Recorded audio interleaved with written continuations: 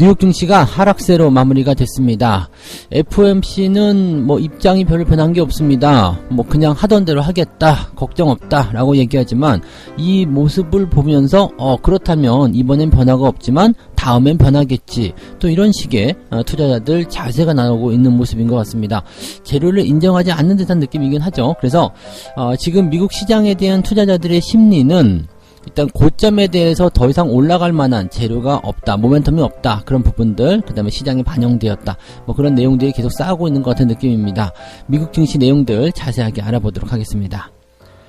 공매도를 앞두고 최근에 대차장고가 계속 증가하고 있다라고 합니다. 일단 증시가 또 하락했었던 모습도 있었기 때문에 이 대차장고 증가에 따른 그런 부분들이 일단 주가 하락에 어떤 단초를 제공하고 있다, 이런 식의 이야기가 나오고 있는데, 증권가에서는 공매도하고 지금의 주가 하락은 크게 관련이 없다, 또 이렇게 얘기하는데, 자, 과연 어떤 것이 맞는지 하나씩 따져보도록 하겠습니다. SKIT가 이제 청약을 받고 있습니다. 청약 첫날 증거금이 무려 22조 원이 넘었다고 합니다. 어마어마하죠. SK바이오사이언스가 14조 원이었었는데 지금 22조 원. 시스템 접속 장애까지 일으킬 정도로 대단히 엄청나다라고 하는데, 여기서 이제 하나 주목해볼 만한 내용이, 이 공모주만큼 짧은 시간에 돈 버는 게 있겠느냐, 뭐 이런 얘기를 하는 사람이 생겼다고 합니다. 뭐 대부분 그런 느낌일 거라 생각하시는데 과연 이게 맞는 것인지 알아보도록 합니다.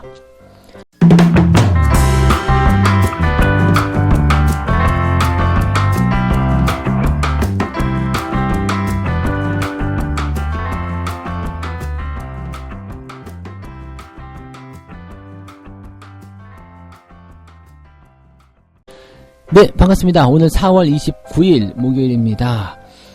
시장이 조금 어수선합니다. 미국 증시도 하락하기도 했었고요. 일단 시장은 나쁜 게 없는 것 같은데 왜 자꾸 하락하는 거예요? 이렇게 얘기가 나올 수도 있을 것 같아요. 나쁜 게 없는데 왜 빠져요? 네.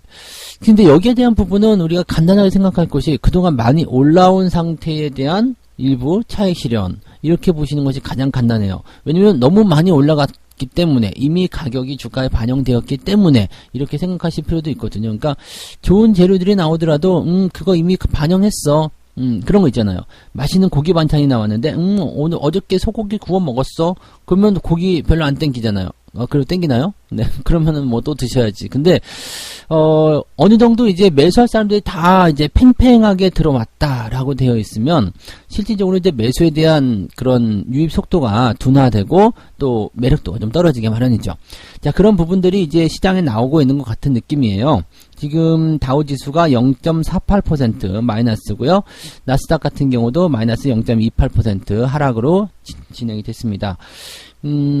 지금 뭐 그 장중에 나타난 성격도 그렇게 좋지는 않습니다. 뭐 장중에 조금씩 올라가려고 하는 모습은 있었습니다만 다우지수, 나스닥 모두 하락 출발을 했고요. 마감도 하락세로 마무리가 됐습니다. 그리고 아침 시작전보다 마감이 더 안 좋게 마무리가 됐어요. 그래서 이런 내용들 보면은 오늘 장중의 내용도 그렇게 썩 좋지 않았다, 이렇게 받아들이시면 되겠죠.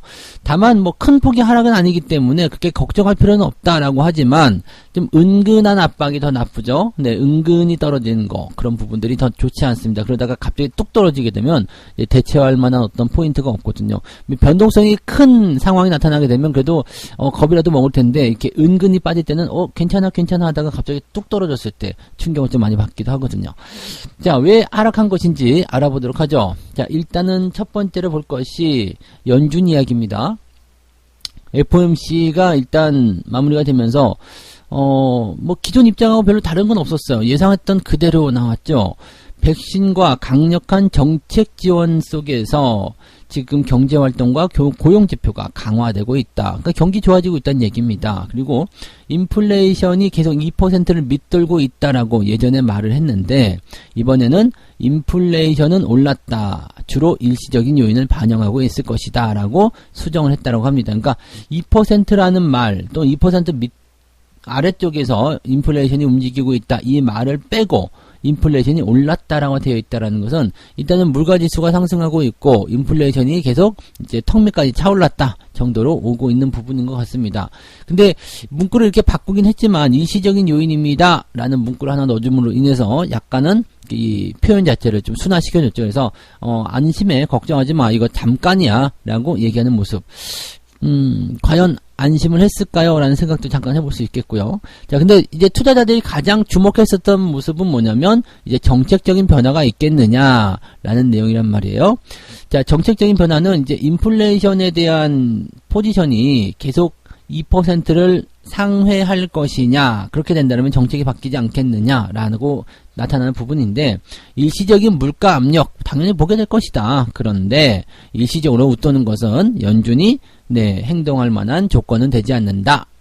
그러면 지금 2%에 뭐 가까이 왔거나 넘었다거나 뭐 그런 얘기가 나올 수 있다는 얘기잖아요. 그래서 잠깐씩 하는 건 괜찮지만 꾸준하게 이렇게 넘어가면은 움직일 수도 있다. 뭐 이렇게 해석이 될 수도 있는 내용이 될 수도 있습니다.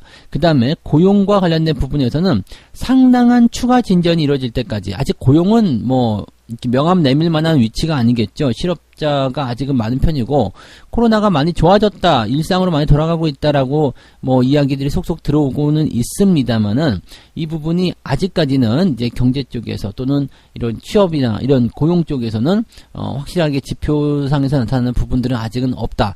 개선되고 있지만 좋다, 정상으로 돌아갔다라고 보기는 어렵다. 이것이 이제 핵심 부분이죠. 그래서 여기에서는 이제 아직 멀었다라고 얘기하는 것이 맞는 것 같아요. 그리고 뭐 유동성에 대한 공급, 뭐 일단 계속 하겠다. 그죠? 매달 국채를 최소 800억 달러, 모기지 증권은 최소 400억 달러씩 매입을 할 것이다 라고 되어 있습니다.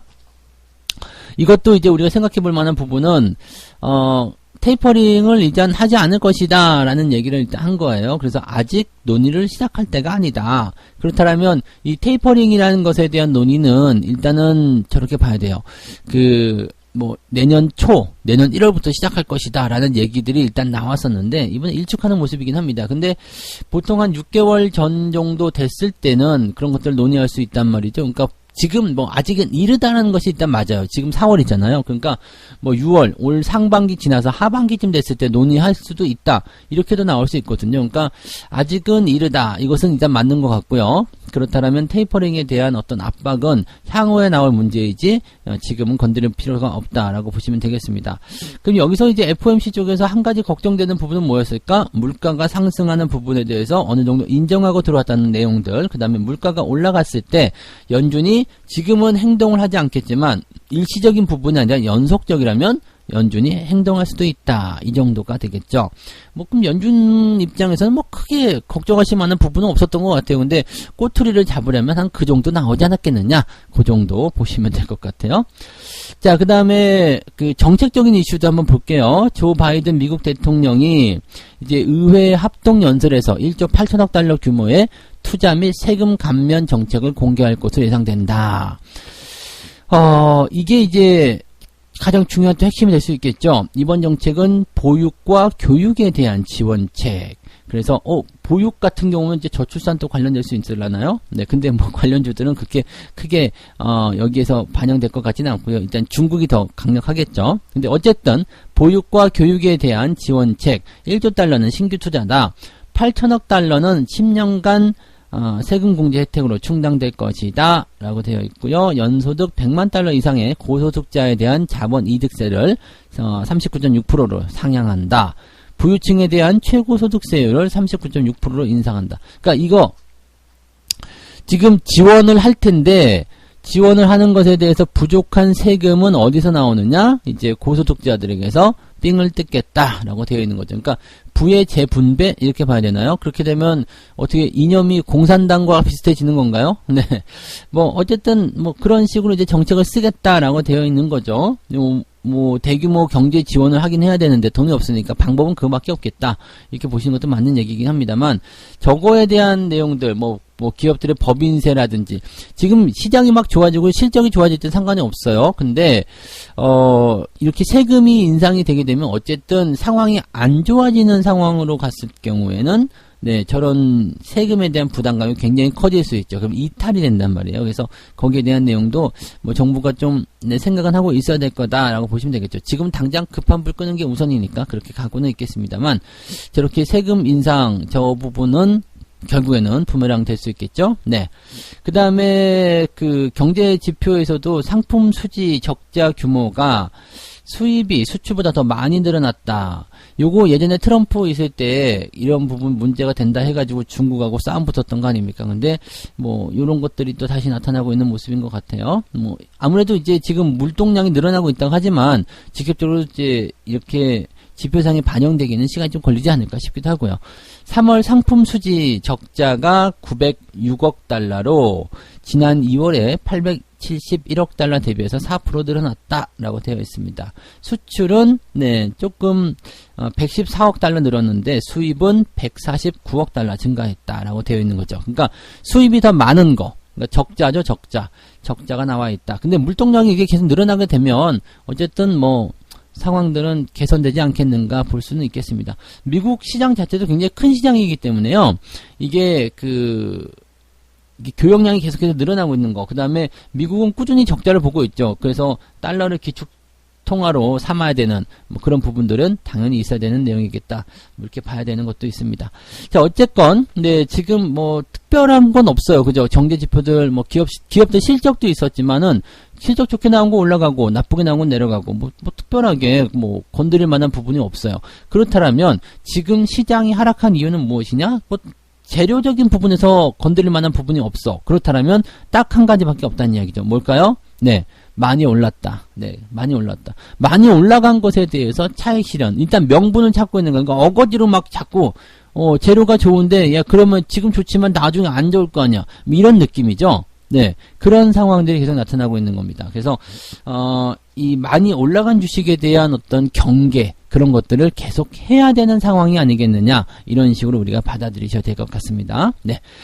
자, 두 번째 이야기 가도록 하겠습니다. 공매도 재개를 앞두고서 대차 잔고가 크게 증가했다. 투자자들 긴장 모드에 들어간다. 이런 얘기인데, 어제 이제 주가가 많이 하락한 것에 대한 부분에 대해서, 뭔가 이제, 이 해답을 좀 찾으려는 사람들이 좀 있는 것 같아요. 공매도와 주가 하락, 연관이 있느냐, 없느냐. 증권사에서는 연관이 없다고 일단 얘기했어요. 근데, 과연 없는지 한번 살펴보도록 하죠. 자, 공매도, 내달 3일, 그러니까 5월 3일, 이제, 뭐, 오늘 목요일이잖아요. 목요일, 금요일 지나면, 이틀 지나면, 이제 다음 주 월요일부터 네, 공매도 시작입니다. 공매도가 시작이 되니까, 공매도 시작에 대한 어떤 부담감이 계속 생길 수도 있다. 지금은 떨고 있니? 이렇게 나올 건데, 교묘한 것 같아요. 만약에 어제 주가 하락했죠. 오늘도 주가가 조금 내린다. 그 다음에 금요일날 지지부진했다. 그럼 월요일날 올라갈 가능성이 굉장히 높잖아요. 그러면 뉴스 기사 싹 쓰기 좋겠죠. 공매도 재개 첫날 주가 상승해. 공매도랑 연결 없어. 뭐 상관없어. 뭐 이런 식으로 나올 가능성이 굉장히 높죠. 자, 뭐 기술적 반등일 수 있겠습니다만은 뭐 공매도 재개에도 주가는 탄탄. 뭐 이런 식으로 기사가 나올런지 뭐 그런 건 모르겠습니다만 아무튼 그런 쪽으로 많이 연결하려고 뭔가 수를 쓰는 걸 수도 있겠습니다라고 음모론을 또 제시할 수도 있겠고요. 자, 지금 코스피 200, 코스닥 150 지수 구조 종목에 대해서 공매도가 이제 허용이 된다. 이제 대형주에 쏠려 있다는 것 자체가 이제 부담을 좀 줄 수 있는 내용이고 지금 대차 잔고가 크게 증가한 종목 지금 지난 한 달간입니다. 3월 26일부터 4월 27일까지 코스피 200 지수에서 대차 잔고가 가장 많이 늘어난 종목이 바로 삼성전자. 놀랐죠? 삼성전자의 주가가 그 대차 잔고가 가장 많이 늘어났다. 그 다음에 카카오, 두산중공업, LGU+, 코스닥 150에서는 HLB, 그 다음에 HLB생명, 그 다음에 시젠, 고영 이렇게 상위권을 점령했다라고 되어 있는데 대차 잔고가 가장 많이 늘어난 종목 중에서 조심해야 되는 것은 밑바닥에 있는 종목이 아니라 많이 올라간 종목입니다. 그래서 이 저점 대비해서 막 50%, 100% 이렇게 많이 올라간 종목들, 그런 종목들 위주의 이런 그 변화가 있을 것이다라고 보시면 되겠습니다. 그래서 특히 코스닥 같은 경우는 변동성이 더 심하게 나타날 수 있겠죠. 특히 또 바이오 관련 종목들이 많다 보니까 거기에서 이제 어떤 변동성이 커지게 되는 상황이 나타날 수 있습니다. 최근에 주가가 그렇게 크게 코스닥 쪽에서 변화가 더 크게 나타난 이유는 아마 그런 내용이 아니겠는가라고 볼 수도 있을 것 같습니다. 그래서 그런 형태의 모습을 좀 보실 필요가 있겠고요. 이 대차장고가 증가했다라는 것은 공매도로 활용될 수 있는 물량이 늘어났다, 이런 식으로 해석이 될 수 있는 것은 당연한 거거든요. 그래서 공매도, 대차장고 증가, 이것은 당연히 밀접한 관계가 있고, 그 다음에 대차장고가 증가해서 공매도로 진행되면 주가는 하락한다, 뭐 이렇게 되어 있는 부분이잖아요. 그러니까 요걸 가지고서 이제 당연히 대차장고 증가한 것을 조심해야 된다, 주가가 빠질 것이다, 이렇게 해석을 하는 것인데, 증권사에서 이야기하는 부분은 조금 달라요. 어느 정도 맞는 것도 있고 틀린 것도 있고 하긴 합니다만은, 공매도 대차장고 증가보다도 일단은 기관의 매도가 더 중요한 부분 아니겠느냐. 기관이 매도를 계속해서 하고 있는 종목들이 그 종목들이다. 그래서 걔네들이 빠지는 것이다. 이렇게 되어 있는 부분이에요. 지금 기관이 1년 동안 순매수를 가장 많이 한 종목에 한해서 공매도가 늘어난 것이다, 이런 얘기를 했습니다. 많이 샀으니까 공매도를 하는 것이다. 그럼 이거는 얘네들이 지금 분석한 것이 되게 재미가 있는 게요. 제가 그동안 공매도에서 말씀 계속 드렸죠. 많이 올라가지 않으면, 그 다음에 매수를 충분히 해서 수익이 발생하지 않으면 공매도가 나올 수 없다고 그랬잖아요. 그러니까 지금 거기에 대한 부분들을 얘네가 인정해 주는 거라고 볼 수 있어요. 순매수를 가장 많이 했어. 그래서 주가가 올라갔어. 그렇다면 이것을 차익 실현을 떨궈야 될 거 아니에요. 차익 실현을 떨궈야 되기 때문에 이제 어느 정도 계속 그 수익을 실현하고 있는 부분들이 나올 거고요. 그 다음에 물량이 많은 상태에서 공매도가 들어가게 되면 안 되기 때문에 비중을 계속 줄이고 있을 거란 말이에요. 그 다음에 공매도가 나올 때 남아있는 차익 물량들, 남아있는 물량들과 같이 차익 실현 들어가면 매도와 함께 공매도 같이 들어가요. 그러면 주가 떨어지면서 자기는 차익 실현 다 빠져나오고 공매도로 수익 내고, 이 시나리오를 지금 얘네들이 말하는 거 아니겠습니까? 그래서 뭐 외국인도 마찬가지고 기관도 마찬가지일 겁니다. 지금 다 그러한 포지션일 것이다. 그렇다면 순매수가 많은 종목, 근데 매수가 많다고만 해가지고 매도가 들어가진 않아요. 수익이 나와야죠. 그러니까 어느 정도 매수가 많이 된 종목 중에서 주가가 많이 올라간 종목, 그럼 그동안 기관과 외국인이 가장 많이 사들인 게 뭐겠느냐? 대형주란 이야기죠. 대형주. 그 다음에 실제적으로 팔기 시작한 자리는 1월달 한꺼번에 그 많은 물량을 다 팔 수가 없기 때문에 1월달부터 꾸준히 팔았고, 그것을 좋은 기사를 통해서 개인들에게 넘겼다. 오, 소름 돋는 이야기 아닙니까? 근데 이 이야기를 작년 연말부터 시황에서 해드렸다는 이야기예요. 오, 더 소름 돋죠. 자, 이런 부분들을 여러분이 아셔야 된다는 얘기죠. 목소리 커졌어요. 네.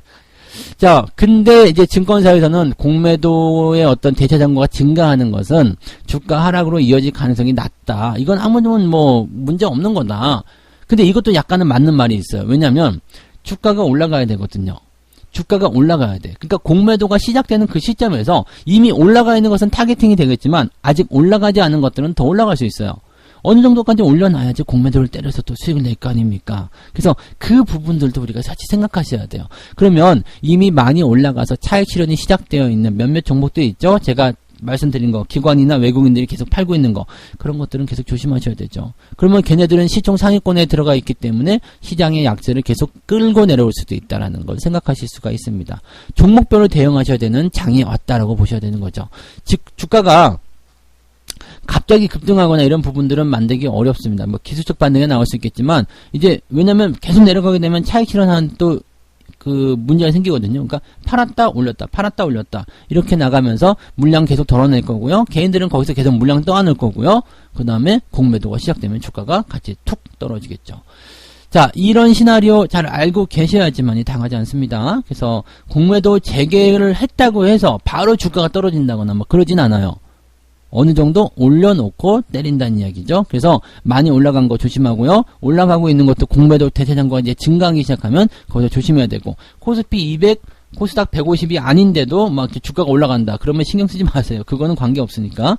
네, 공매도와 관계 있는 것은 코스피 200, 코스닥 150이니까 그 종목에서만 한정적으로 생각하시면 되겠습니다. 아시겠죠? 그래서 지수와 연결되어 있는 종목군들이 공매도에 타겟팅이 되고 있기 때문에 시장의 약세 흐름을 어느 정도 인정하면서 종목별 장세로 우리가 돌입을 해야 된다는 것을 꼭 명심하셔야 되겠습니다. 자, 세 번째 이야기 갑니다. 이제 신규, 공모주, 여기에 대해서 이제 또 관심도 많으시죠? SKIT 청약 첫날 증거금이 22조 원을 돌파했다. 130억을 넣은 사람도 있답니다. 네.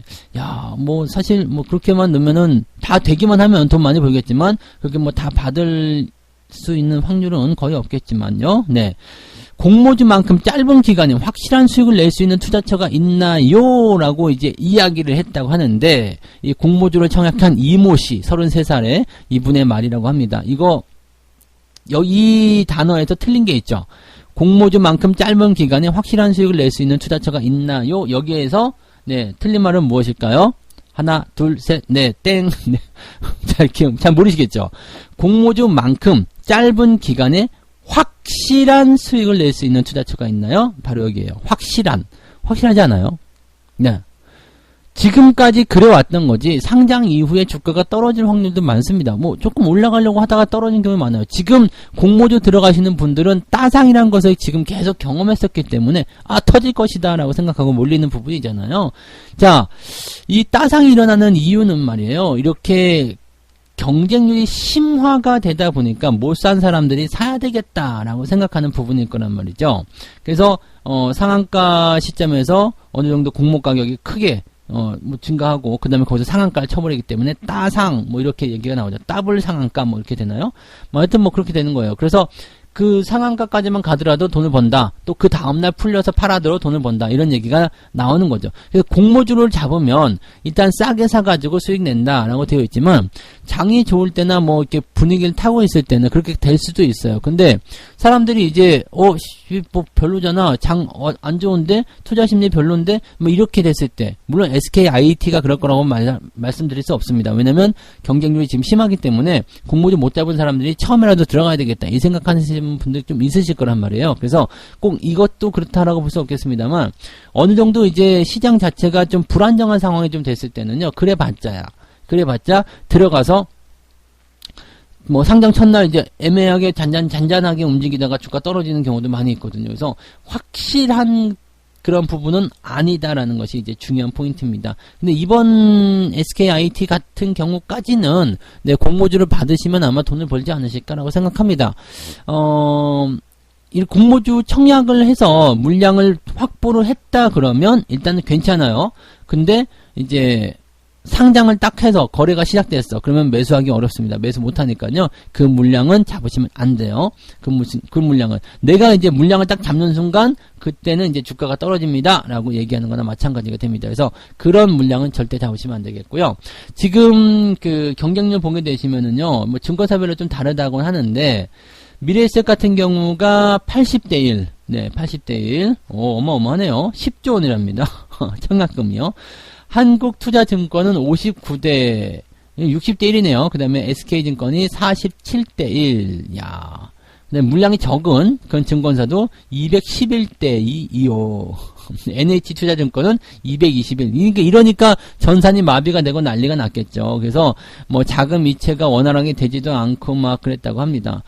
야, 이거는 뭐 MTS 시스템 자체가 이제 이렇게 버벅대는 그런 상황이 좀 있었다고 볼 수도 있겠네요. 어떻게 보면 주식 빠지니까 다 팔아가지고 그냥 여기 청약에다 집어넣자 LIC 막 이렇게 했을 수도 있을 것 같기도 하고요. 이게 왜 이렇게 몰렸느냐면 이제 6월 말부터는 중복 청약이 금지가 됩니다. 그러니까 지금은 뭐 아들 손자 며느리 계좌 다 가져다가 그냥 집어넣어서 거기서 걸리는 대로 내가 돈을 벌 수 있지만 이제는 그거 안 된다는 이야기죠. 그래서 그런 부분들이 있다고 하는데 일단은 뭐 기관 투자자의 수요 예측도 역대 최고 경쟁률이라고 합니다. 1883대 1이었다라고 하니까 아무래도 이제 공모주에 대한 인기가 그만큼 높았다라고 볼 수가 있겠죠. 어쨌든 지금까지는 이것까지는 그래도 공모를 좀 받아볼 필요는 있을 것 같아요. 물론 다음 거는 어떻게 변할지 모르죠. 이 경쟁률을 보면서 우리가 행동할 수 있을 것 같기는 한데 당분간은 이런 모양이 계속 있지 않을까 싶긴 하긴 합니다만은 공모주 받기 좀 어렵습니다. 왜 해봤자 여러분들 돈 많이 넣어서 봤자 경쟁률이 높으면 높을수록 여러분한테 배당되는 거 적고요. 어떻게 보면 한 주도 못 받는 경우도 생길 수 있습니다. 그래서 그런 것들도 같이 좀 참고해 보실 필요 있겠고요. 투자의 심리가 또는 시장의 어떤 그 부분들이 좋지 않으면 공모주가 아니라 공모주 할아버지가 와도 주가가 크게 상승하기 어려울 때도 있습니다. 그래서 그런 부분도 같이 좀 참고하시고 절대적인 것은 아니다라는 거, 무조건이다 이런 것은 없다. 이 부분도 꼭 명심하셨으면 좋겠습니다. 자, 이렇게 세 가지 이야기 전달해 드렸습니다. FOMC가 이제 입장 표명에 대한 부분이 이제 변화 없다 이렇게 나오면서 뭐 미국 증시에 대한 영향은 크게 없을 줄 알았는데 이제 하락 마감을 했다라는 거. 내용도 별로 좋지 않았어요.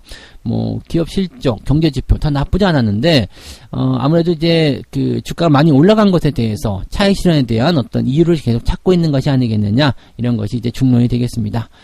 공매도를 앞두고 대차장고가 증가했다. 대차장고가 증가한 것이 지금 당장 주가 하락과는 연결이 되지 않습니다. 그것은 왜냐하면 이미 많이 올라가 있는 주식은 좀 다르겠지만 대차장고가 증가하면서 주가가 올라가는 거거든요. 그리고 나서 공매도가 진행되는 거라 대차장고가 지금 당장 증가하고 있다. 그래서 당장 공매도가 들어간다. 이 부분은 아니겠습니다만은 반드시 조심해야 되는 것은 맞죠. 공매도에 활용될 수가 있기 때문에. 그래서 공매도 또는 대차장고가 증시 하락의 뭐 원인이 되지는 않는다라고 얘기하는 이 부분은 틀린 거고요. 원인을 제공할 수 있는 거죠. 네.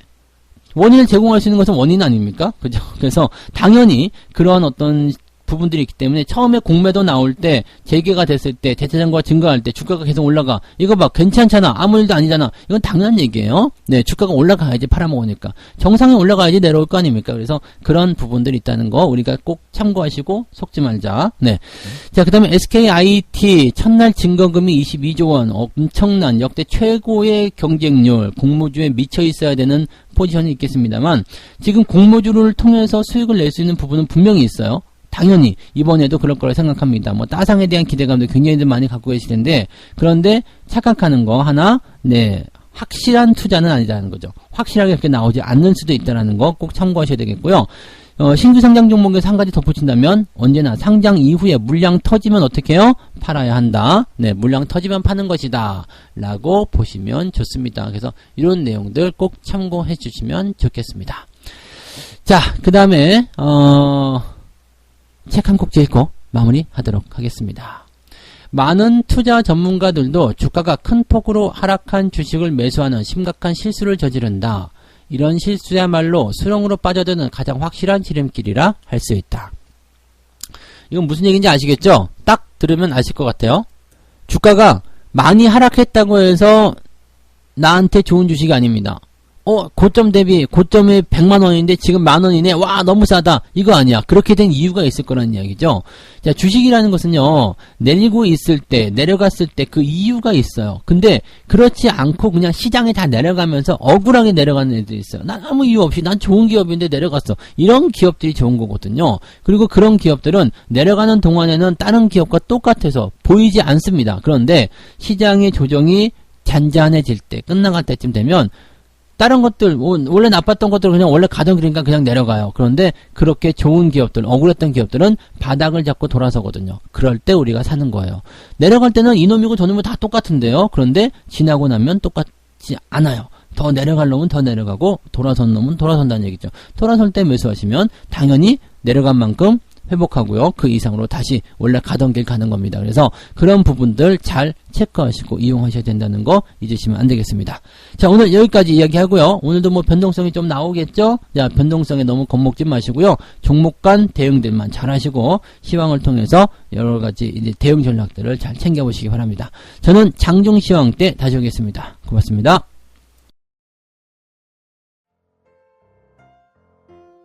본 방송에서 제공되는 모든 정보는 투자 판단의 참고 자료이며 투자의 최종 책임은 본 방송을 이용하는 본인에게 있습니다.